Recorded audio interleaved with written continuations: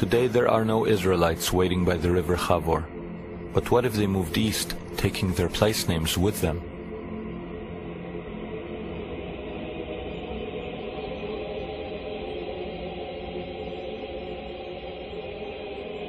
One of the passes between Afghanistan and Pakistan is known to the world as the Khyber Pass.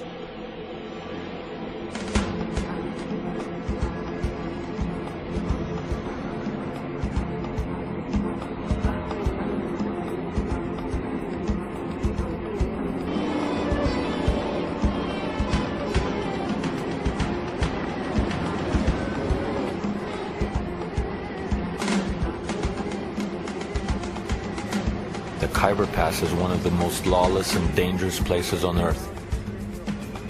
It is the heart of Pakistan's northwest frontier, the Wild West of the East. The first thing one notices is that the Pakistani government has no real authority here. The only way to obtain safe passage is to travel with an armed escort from the ruling people in the area, the Pathans. They have guarded the Khyber Pass for more than 2,000 years, driving away Genghis Khan, the British Army, and most recently, the Soviets. In Hebrew, it's known as the Chavor Pass, the same name as in the Bible. And next to the Khyber Pass, there's a city called Peshawar in Pakistan. Peshawar means the same thing, the Chavor Pass. So we thought, could the Khyber be Chavor in the Bible? If it is, there should be here a river called Gozan. And right there, flowing into the Kabul River, is the river Ghazni.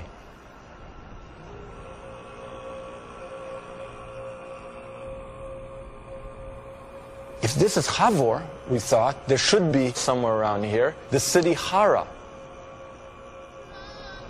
And 300 kilometers away, in Afghanistan, there's a city Herat.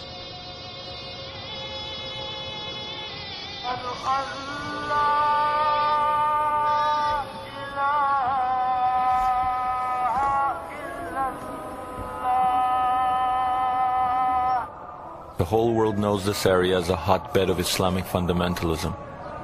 There are 15 million Pathans and not a single Jew among them.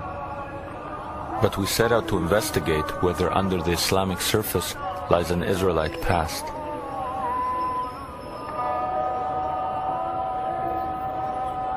The first clue was the fact that the Pathans claimed to descend from Afghan, son of King Saul of Israel. From their perspective, Afghanistan is an Israelite name.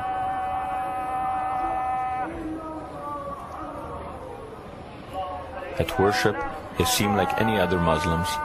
When studying the Quran, however, they rock their bodies in the manner of Jews.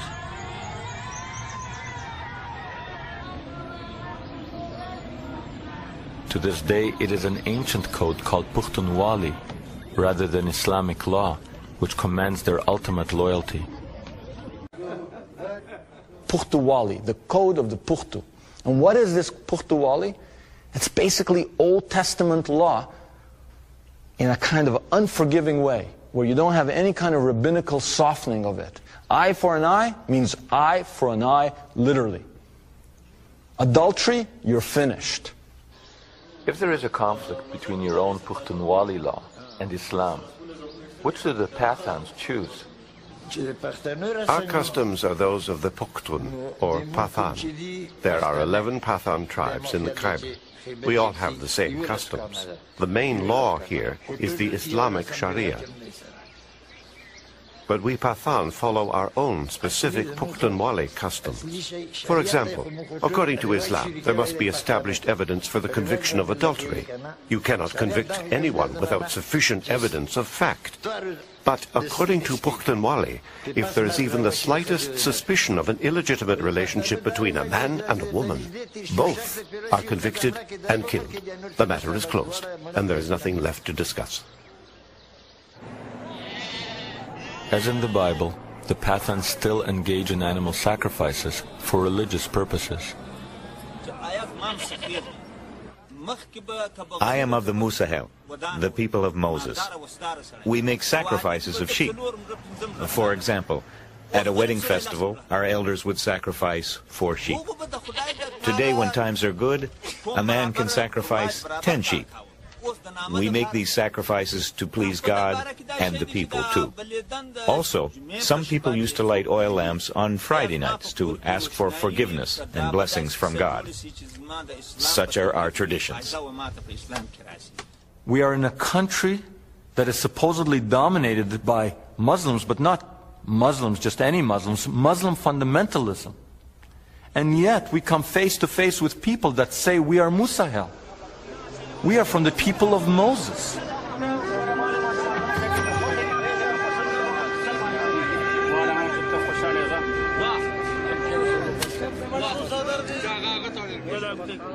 And as we travel among these people who look like they stepped off the pages of the Bible, Semitic faces, long beards, biblical garb, prayer shawls, and as the evidence mounted, we could not help but feel that maybe here among the Pathans of Afghanistan and Pakistan, we would find the answers to our quest.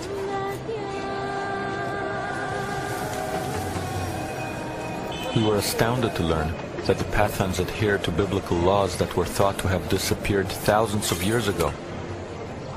As in the Bible, those accused of manslaughter can escape to designated cities of refuge. It is mentioned in our old books that if you kill someone unintentionally, then you can flee to a designated place of refuge. Our books tell us that Moses ordered Joshua to establish cities of refuge and told the people that they should honor them. Today, we educated people think it is backwards to protect a criminal in this way, but the people in those areas of refuge look upon the matter as holy. To protect a fugitive is the sacred job of the elders.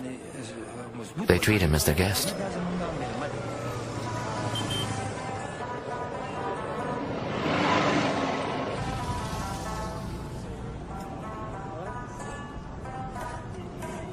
It seems the Pathans are trapped in time, tenaciously adhering to their ancient ways.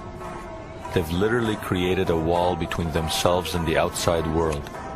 They live in these extended family compounds, their women hidden inside.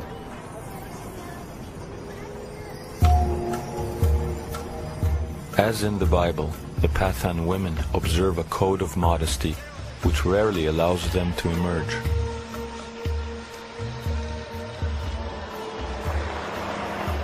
I asked the Pathan, how could you have love songs when you keep your women hidden? It's what, a man singing a song to someone in the kitchen from the other room, the dining room? He said no, he laughed and he said, all our love songs take place at wells. The only legitimate place for a woman in modesty to be seen is at the well. And immediately it struck me that every one of the biblical romances happens at a well. Moses meets Zipporah at a well. Right? Jacob meets Rachel and Leah at the well. Rebecca for Isaac is met at the well. It's always at the well.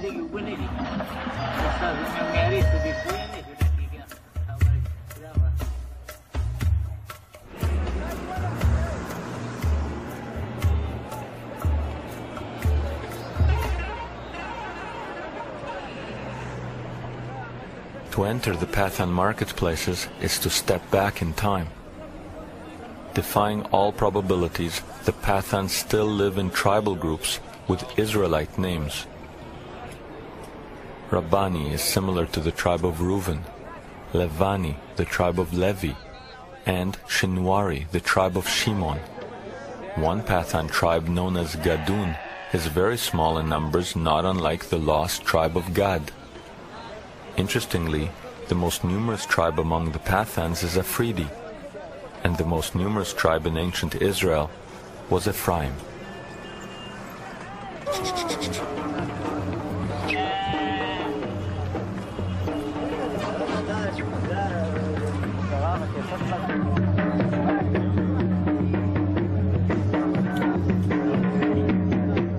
There is even a sub-tribe called Waziri, known for wearing its hair long.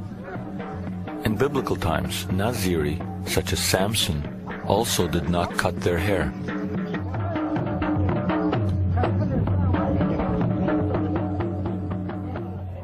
So you have Reuven, Gad, Ephraim, Shimon. 4 more tribes. So we'd actually located 9 of the tribes. Or let me put it differently. We think we located 9 of the tribes. If we haven't located 9 of the tribes, then it's a very strange coincidence going on that you have all these people with biblical names, with biblical practices, with an Israelite memory, exactly where they should be according to the biblical map. If someone can come up with another explanation, I'm open to it. But I couldn't understand it.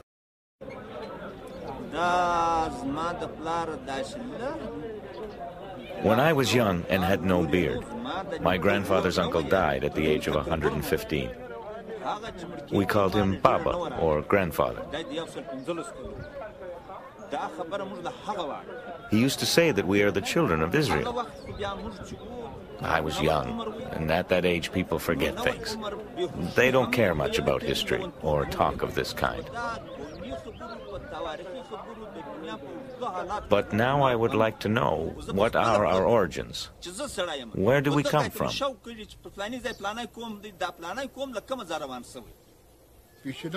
Our grandfathers always told us that we are from the Bani Israel, the children of Israel. They said the Jews are as Pathan as we are. It's clear that a Judaic memory persists, but were there ever people here who openly identified with Judaism? If you look up Harat in the Encyclopedia Judaica, for example, you'll find 1 or 2 paragraphs.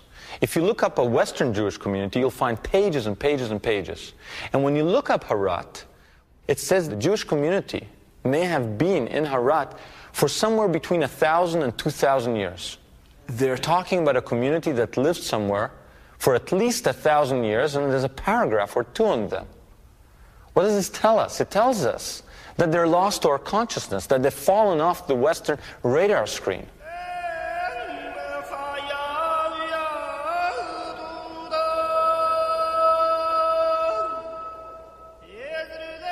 In Harat, we find this cemetery covered with Stars of David and Hebrew script.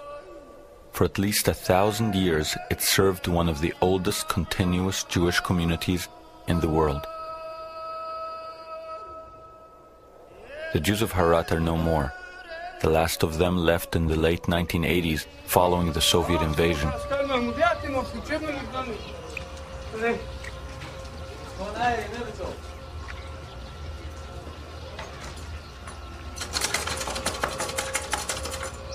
The country is now torn by civil war, and yet a Pathan tribesman agrees to take us to one of the old synagogues.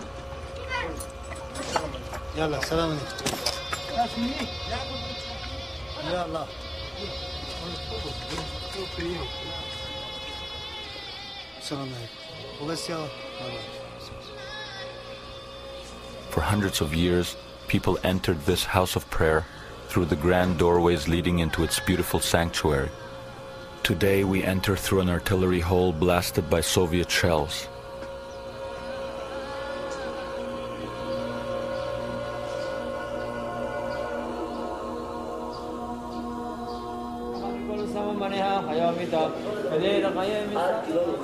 There is now a tiny community of Afghani Jews in Israel. Like the Bukharans, they are largely unknown here.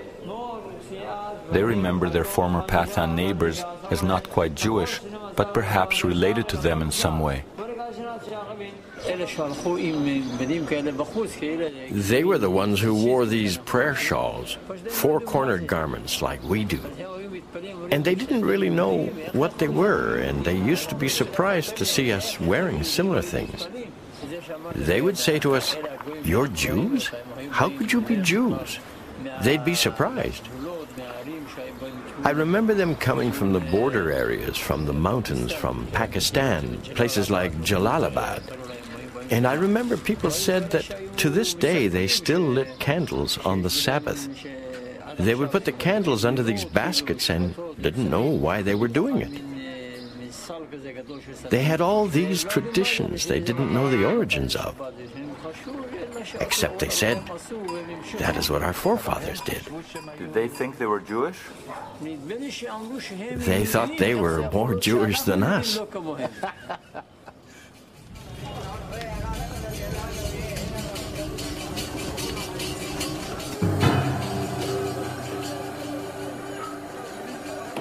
The prophets say that equal numbers of Israelites and Judeans will herald the Messiah. Interestingly, the number of Pathans and Jews in the world is virtually identical. The prophecy also foretells that it is Menashe and Ephraim that will take the lead in the return. In India, we had encountered the Menashe. If we were right, here among the Afridi, we had come face to face with Ephraim. However, before we could accept that the end of days was upon us, we needed more proof. On the road to Armageddon, it now seemed appropriate that our journey take us through a minefield.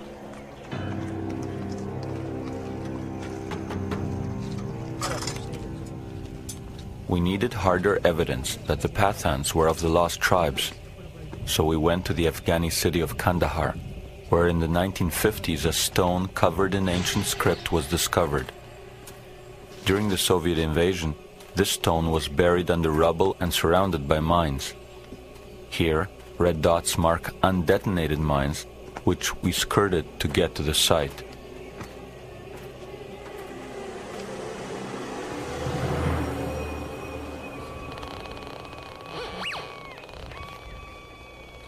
"2,300 years ago, the Buddhist emperor Ashoka put up propaganda pillars throughout his empire.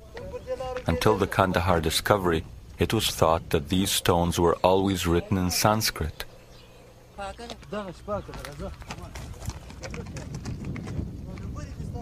But the stone buried here is written in Aramaic. In other words, the people then living here spoke in the everyday language of the Israelite tribes.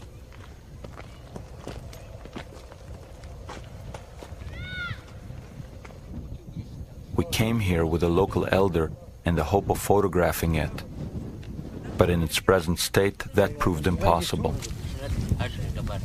It's under here. The stone is very big and there is ancient writing all over it.